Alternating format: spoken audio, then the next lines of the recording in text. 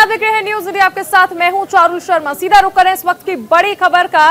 राष्ट्रपति की ड्यूटी में तैनात अधिकारी कोरोना पॉजिटिव हैं। 2 पुलिसकर्मी समेत 7 अधिकारी कोरोना पॉजिटिव पाए गए हैं। देहरादून से बड़ी खबर आपको बताई जा रही है। कोरोना पॉजिटिव पाए जाने के बाद उन्हें क्वारंटीन कर दिया गया है। इस वक्त की बड़ी खबर आपको बता रहे हैं, देहरादून से आ रही है, जहां पर राष्ट्रपति की ड्यूटी में तैनात अधिकारी कोरोना पॉजिटिव पाए गए हैं। 2 पुलिसकर्मी समेत 7 लोग जो हैं, 7 अधिकारी कोरोना पॉजिटिव पाए गए हैं और कोरोना पॉजिटिव पाए जाने के बाद उन्हें क्वारंटीन किया गया है।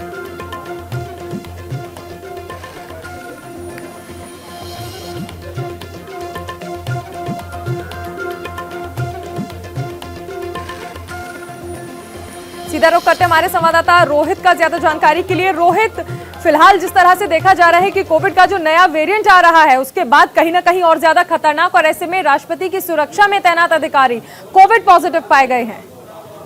चारों साफ तौर पर जिस तरह से बीते रोज राष्ट्रपति रामनाथ कोविंद ऋषिकेश पहुंचते हैं, वहां पर गंगा आरती में परिवार शिरकत करते हैं। मुख्यमंत्री पुष्कर सिंह धामी भी रहते हैं, राज्यपाल गुरमीत सिंह भी मौजूद रहते हैं और 2 सिपाहियों सहित 7 पुलिस कर्मी, जिनमें से 5 जो पुलिस अधिकारी हैं वो कोरोना संक्रमित पाए गए हैं। और इसके साथ ही न्यूज इंडिया को अपने विश्वस्त सूत्रों से एक खबर और अभी प्राप्त हुई है कि डीजीपी अशोक कुमार ने इस पर अपना वक्तव्य दिया है। उन्होंने कहा है कि 12 जो अन्य विभागों के जो कर्मचारी थे, जो राष्ट्रपति की सुरक्षा में तैनात थे, वहां पर व्यवस्थाओं को देख रहे थे, 12 अलग अलग विभागों के कर्मचारी भी कोविड पॉजिटिव पाए गए हैं। तो आप समझ सकती हैं, 12 और 7 कुल 19 लोग ऋषिकेश में कोविड संक्रमित पाए गए हैं, जिसको लेकर अब शासन प्रशासन के हाथ पांव फूले हुए हैं।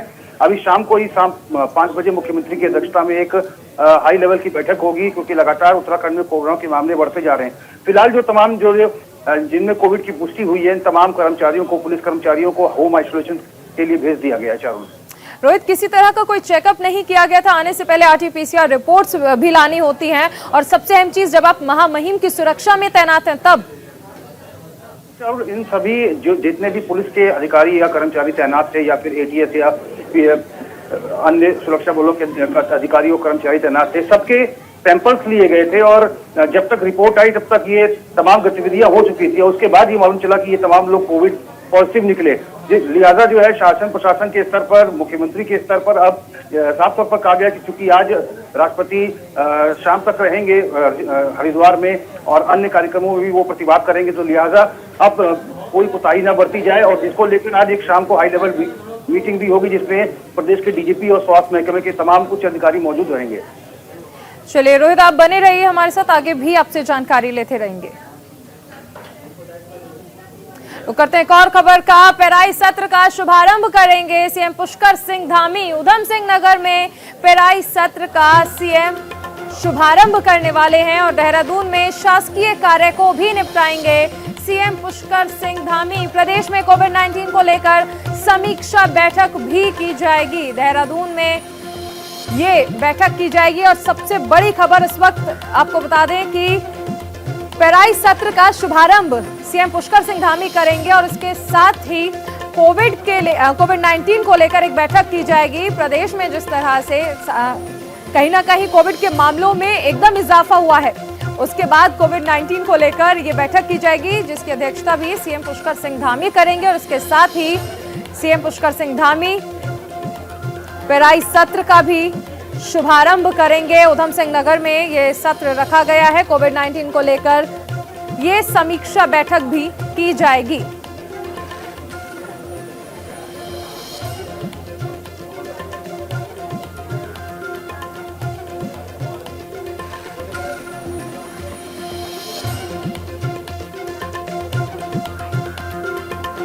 तो देहरादून में शासकीय कार्य, साथ ही प्रदेश में कोविड-19 को लेकर समीक्षा बैठक करेंगे सीएम पुष्कर सिंह धामी। पेराई सत्र का शुभारंभ भी करेंगे।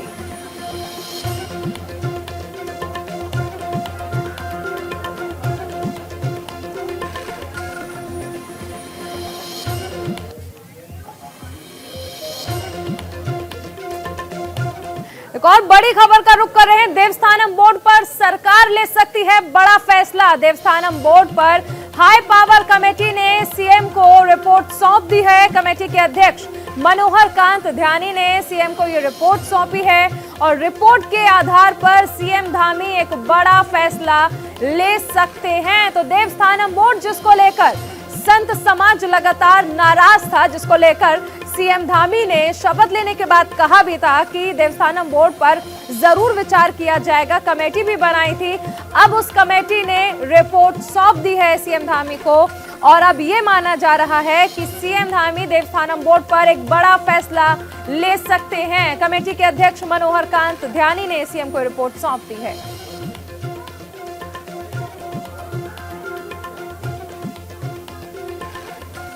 तो हमारे संवाददाता रोहित हमारे साथ बने हुए हैं। रोहित, कहीं ना कहीं अब ये माना जा सकता है कि देवस्थानम बोर्ड जिसको लेकर संत समाज लगातार नाराज था और अब क्योंकि चुनाव भी आने वाले हैं तो ये वक्त आ गया है कि अब सीएम धामी को उस पर फैसला लेना ही होगा।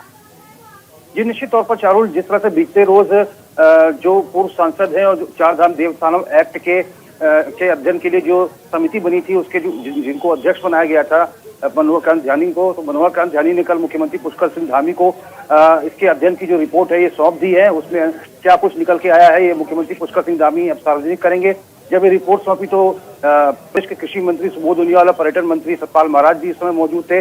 फिलहाल सीएम की तरफ से ये कहा जा रहा है कि जो भी तीर्थ पुरोहितों के हक में फैसला होगा वो सरकार लेने का प्रयास करेगी और कल का दिन 30 नवंबर का दिन बहुत महत्वपूर्ण हो जाएगा, क्योंकि हमने देखा कि 23 तारीख को किस तरह से तमाम जो तीर्थ पुरोहित है वो उन्होंने मंत्रियों के आवास के बाहर घेराव किया, विरोध प्रदर्शन किया और 27 तारीख को चार धाम देवस्थानम जिस दौरान सीएम धामी ने शपथ ली थी उसके बाद उन्होंने जिक्र भी किया था कि संत समाज के हक में फैसला लिया जाएगा और उनकी जो प्रायोरिटीज हैं, उनकी जो बातें हैं उनको ध्यान में रखा जाएगा। लेकिन उसके बावजूद आप देखिए कि कितना ज्यादा वक्त हो गया है और अब इतना वक्त भी नहीं है कि इतना लंबा फैसला, आप इतना लंबा विचार करें और उसके बाद फैसला लें।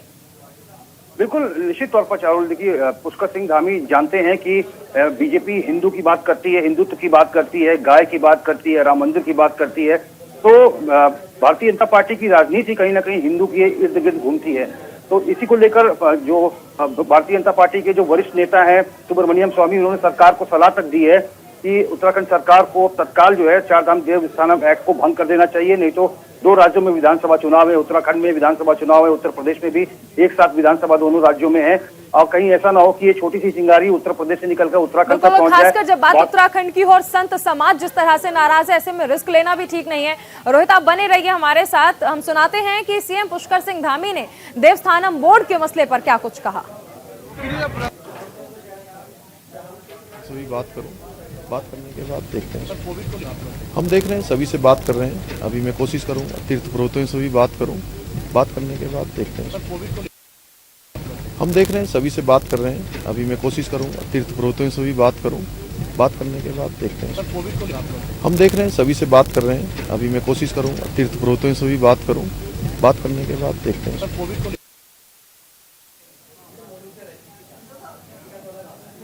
तो सीएम पुष्कर सिंह धामी को आपने सुना, जिन्होंने कहा कि फिलहाल संत समाज से बात की जाएगी। और इसी के साथ रुक करते हैं अगली खबर का।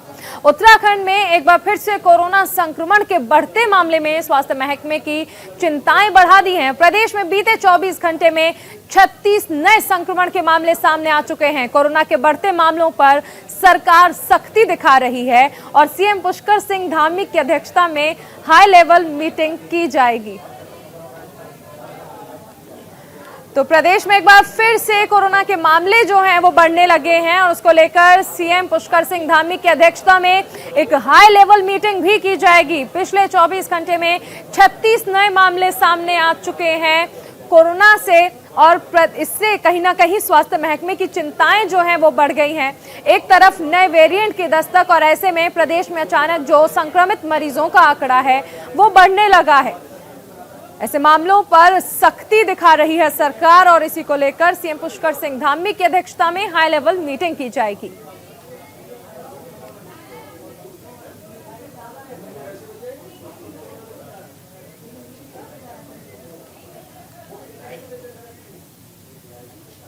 सीधा सुनाते हैं कांग्रेस नेता राहुल गांधी इस वक्त क्या कुछ कह रहे हैं। हमने कहा था कि जो 3 काले कानून हैं इनको वापस लेना पड़ेगा। इसलिए कहा था क्योंकि हमें मालूम था कि 3-4 बड़े जो पूंजीपति हैं उनकी शक्ति हिंदुस्तान के किसानों के सामने खड़ी नहीं हो सकती, और वही हुआ। जो 3 काले कानून थे उनको अंत में रद्द करना पड़ा। ये किसानों की, मजदूरों की सफलता है, एक प्रकार से देश की सफलता है। मगर जिस प्रकार से ये कानून रद्द किए गए, बिना कोई डिस्कशन, पार्लियामेंट में इसके बारे में चर्चा नहीं होने दी, ये दिखाता है कि सरकार डिस्कशन से डरती है, और दिखाता है कि सरकार जानती है कि उन्होंने गलत काम किया, और सरकार डरती है। डिस्कशन जो हमारे किसान भाई शहीद हुए उनके बारे में है, वो जो 700 किसान जिन्होंने अपनी जान दी उनके बारे में डिस्कशन होना था। डिस्कशन ये भी होना था कि ये जो किसानों के खिलाफ कानून बनाए गए, इसके पीछे किसकी शक्ति थी, कौन सी शक्ति थी, ये क्यों किए जा रहे थे, क्यों बनाए गए। डिस्कशन एमएसपी पे भी होना था, और जो किसानों की समस्या है उस पे होना था। लखीमपुर खेरी और इनके जो होम मिनिस्टर हैं उन पर डिस्कशन होना था, वो तो सरकार ने होने नहीं दिया। मगर सरकार के दिमाग में थोड़ा सा कंफ्यूजन है। वो सोचती है कि जो गरीब लोग हैं, किसान लोग हैं, मजदूर लोग हैं, उनमें कोई शक्ति नहीं है, उनको दबाया जा सकता है। और इस एपिसोड ने यह दिखाया है कि किसानों को, मजदूरों को, गरीब लोगों को, कमजोर लोगों को हिंदुस्तान में दबाया नहीं जाता। अंग्रेजी में बोल। हाँ, बोलिए। We had mentioned earlier that the farm laws would have to be withdrawn, and we had said it because we understood that the might of 3 or 4 large crony capitalists cannot stand against the might of the Indian farmer and the Indian laborer, and that has come true. What is unfortunate is how the bills have been repealed without any discussion, without any conversation. We wanted to have a conversation about the forces behind these bills, because these bills do not just reflect the view of the Prime Minister. These bills reflect the power behind the Prime Minister, the power of people and forces behind the Prime Minister, and that is what we wanted to discuss. Who actually is behind these 3 bills? What are the forces that are behind these 3 bills? We wanted to discuss MSP. We wanted to discuss Lakhimpur Kheri. We wanted to discuss the 700 farmers who died in this agitation. And unfortunately, that discussion has not been allowed. This is a reflection of the fact that the government is terrified of having this discussion. The government wants to hide. The government does not have the guts to stand up for its action. And this is quite unfortunate. Sir, आप लोग इस पूरे आंदोलन में 2-3 मांग पहले भी थी आपकी। पहले जैसे कि एमएसपी की गारंटी मिले, दूसरी की जो गृह राज्य मंत्री हैं अजय मिश्रा टेनी, उनका इस्तीफा हो। क्या इस कानून को वापस लेने से अब आपकी ये मांग खत्म हो गई है? ये इस पर अभी आपका प्रदर्शन धरना या मांग ये तो देखिए, ये जो 3 कानून थे, ये किसानों पर आक्रमण था, मजदूरों पर आक्रमण था। मगर किसानों और मजदूरों की जो डिफिकल्टीज हैं, मुश्किलें हैं, वो एमएसपी, कर्जा माफी, वो लंबी लाइन है, लंबी लिस्ट है, और वो अभी तक मतलब उनकी मांगे हैं और उनका हम समर्थन करते हैं। सर, बीजेपी का ये कहना है सर कि जब प्रधानमंत्री ने राष्ट्र के नाम संबोधन में माफी मांग ली, नीचे आप जब तीनों कृषि कानून वापस हो गए लोकसभा और राज्यसभा में, तो इस की जरूरत क्या है? तो फिर सांसद की क्या जरूरत है, इसको बंद कर देते हैं, बंद ही कर दो फिर प्राइम मिनिस्टर को जो कहना है कह दें, जो कानून बनाने हैं बना दें, तो इसका क्या मतलब है, बंद ही कर लो। राहुल जी, कहाँ तक लेके जाएंगे आप लोग, कहाँ तक इसको आगे पहुँचाएंगे? वो 700 आदमी के लिए आप लोग कुछ कदम चलाएंगे?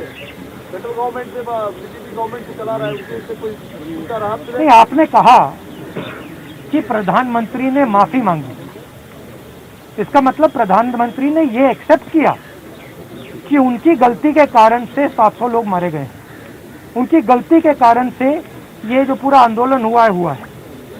तो फिर अगर उन्होंने गलती एक्सेप्ट कर ली है तो फिर कॉम्पनसेशन देना तो पड़ेगा। राहुल जी, आपने पहले कहा था कि तीनों कृषि कानून वापस लेने होंगे, सरकार ने अंतोगतवा की बिल वापस ले ली। अब सवाल यह है, देखिए जिस प्रकार से लिया है इन्होंने, सबसे पहले इसमें किसानों का अपमान किया है। उन्होंने कहा है कि थोड़े से किसान के संगठन, इस सेक्शन, एक सेकंड में पढ़ लेता हूं, एक group of farmers are protesting against these laws. ये कोई ग्रुप नहीं है, ये हिंदुस्तान के सब किसान हैं। पहले आपने इनको खालिस्तानी कहा, अब आप इनको ग्रुप ऑफ फार्मर्स कह रहे हो।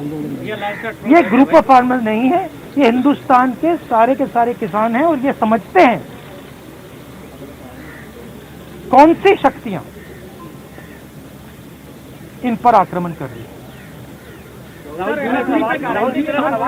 सर आप लोग और किसी को भी किसानों के लिए क्या, किसान संगठन के नेता अपनी बॉडी में बैठे हुए हैं, राहुल गांधी क्या अपील करेंगे उन किसान संगठनों से, क्योंकि संसद से अभी नहीं, मैं किसान संगठन से क्या अपील करूंगा, उनसे कोई अपील करने की जरूरत नहीं है। मैं ये कह रहा हूं कि जिम्मेदार कौन है, जिम्मेदार किसान संगठन है। उनने क्या गलती की है, उनके 700 लोग शहीद हुए हैं, उनको आपने मतलब 1 साल यहाँ बैठा रखा है, उनको घर नहीं जाने दिया आपने कहा कि गलती मेरी है, तो फिर आप कॉम्पनसेशन दो ना। और जो इनकी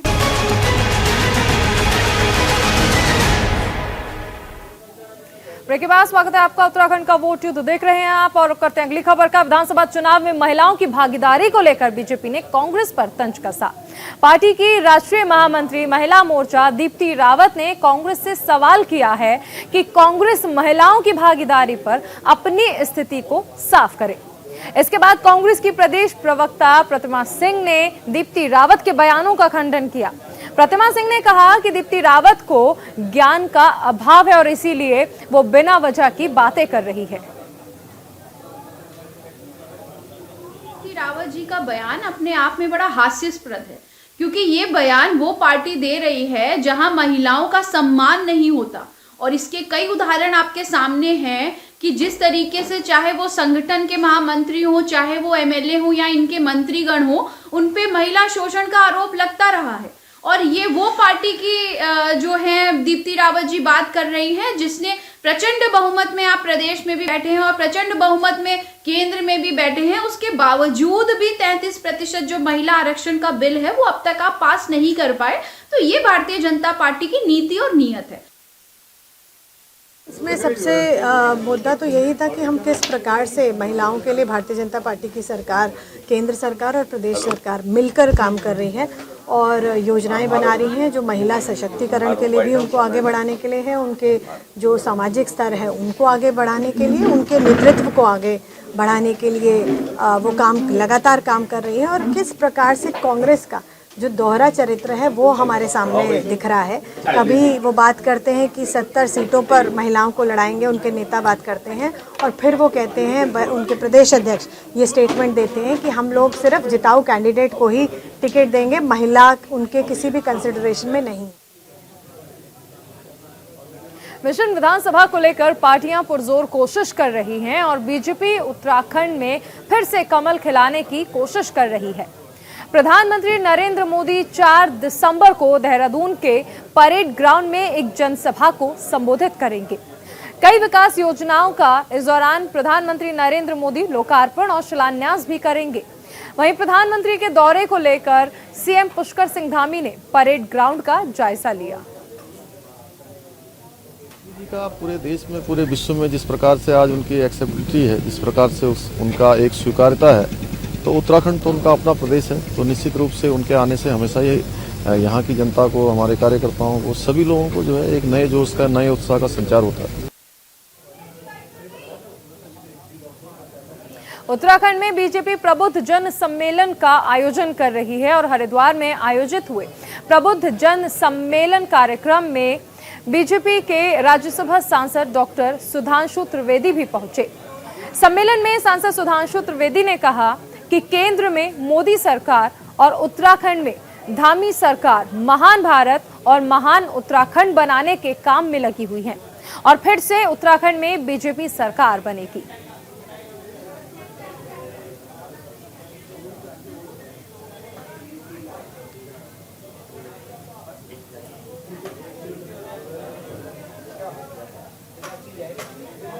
वहीं हरिद्वार पहुंचे नेता प्रतिपक्ष प्रीतम सिंह ने महंगाई, भ्रष्टाचार और बेरोजगारी को लेकर उत्तराखंड की धामी सरकार पर जमकर हमला बोला।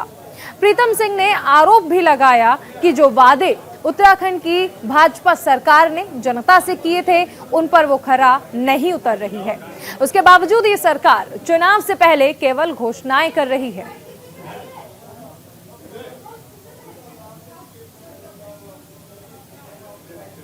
जब पुष्कर सिंह धामी जी मुख्यमंत्री के रूप में आए तो रक्षा मंत्री जी ने कहा कि ये नाइट वॉचमैन के रूप में है और क्रिकेट जगत में नाइट वॉचमैन के रूप में बैटिंग के लिए किसको भेजा जाता है? जो कमज़ोर खिलाड़ी होता है। तो एक कमज़ोर मुख्यमंत्री उन्होंने दिया है जिनके पास समय का अभाव है और धन नाम की कोई चीज़ उनके पास नहीं है। तो किस बात के रोड़े खड़े करेंगे? घोषणाओं से बात बनने वाली नहीं। बेहतर होता, हम मानते, हम स्वीकार करते, 2017 में प्रचंड बहुमत से उनकी सरकार बनी थी और 17 से लेकर आज तक जो घोषणाएं आज कर रहे हैं वो घोषणा 17 में करते, 18 में करते, 19 में करते, 20 में करते।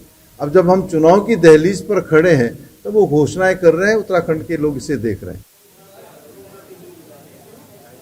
आम आदमी पार्टी ने उत्तराखंड में रोजगार गारंटी के बाद अब मुफ्त तीर्थ यात्रा योजना कार्ड का दांव खेला है। आम आदमी पार्टी के सीएम प्रत्याशी कर्नल अजय कोठियाल ने सूबे में पर्यटन नगरी जोशीमठ से मुफ्त तीर्थ यात्रा योजना का टिकट बांटने की शुरुआत कर 2022 के चुनावी समर का आगाज कर दिया है। बता दें कि जोशीमठ पहुंचने पर सबसे पहले नरसिंह नवदुर्गा मंदिर में पूजन कर उत्तराखंड के नवनिर्माण और प्रदेश में आम आदमी पार्टी की सरकार बनने हेतु प्रार्थना कर उन्होंने आशीर्वाद भी लिया।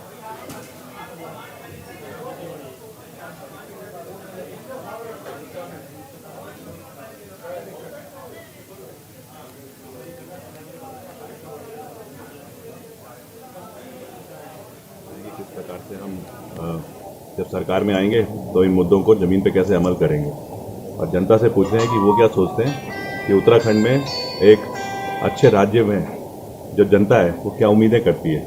और ये वही वाले सारे सवाल हैं जो 21 साल पहले जब उत्तराखंड यूपी से अलग हुआ था, उस टाइम पे जो आंदोलन के बाद में आंदोलनकारियों ने, महिलाओं ने जो सोचा था उत्तराखंड के बारे में, यहाँ पे अच्छा रोजगार होना चाहिए, स्वास्थ्य की सुविधाएं होनी चाहिए, यहाँ पे सुरक्षा शिक्षा का होना चाहिए अच्छी व्यवस्था, यहाँ पे पलायन नहीं होना चाहिए पहाड़ से, बिजली पानी जो यहाँ का हक है वो अधिकार मिलना चाहिए और यहाँ पे भ्रष्टाचार खत्म होना चाहिए। अभी रुक